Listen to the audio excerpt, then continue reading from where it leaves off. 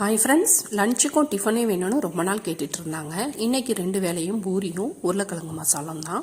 தனித்தனி பாக்ஸில் வச்சு கொடுக்குறேன்னா வேணாங்கிறாங்க, பாக்ஸை மிச்சப்படுத்துகிறாங்க. பூரி சாஃப்டாகவும் இருக்கும், உப்பலாகவும் இருக்கும். பிகினர்ஸ்க்காக எண்ணெய் சூடுனதும் கடுகு உளுந்து சோம்பு பொரிய விடணும். சோம்பு போட நான் மறந்துட்டேன். பச்சை மிளகாய் கட் பண்ணி கருவேப்பிலையும் பொரிய விட்டு வெங்காயம் நிறைய சேர்த்து அதுக்கு கொஞ்சம் உப்பு சேர்த்து வெங்காயம் கண்ணாடி பதம் வர அளவு நல்லா வதக்கி விடுறேன். நல்லா வதங்கி வந்ததும் மஞ்சள் தூள், ஜீரகத்தூள், பெருங்காயத்தூள் சேர்த்துக்கிறேன்.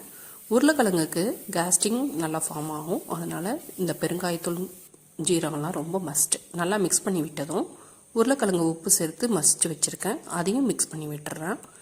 நல்லா மிக்ஸ் ஆனதும் உருளைக்கிழங்குக்கு மசாலாவும் உப்பும் நல்லா இழுக்கும், பார்த்து செக் பண்ணி சேர்த்துக்கலாம். இப்போ நல்லா தண்ணி தேவையான அளவு சேர்த்து கொதிக்க விடலாம்.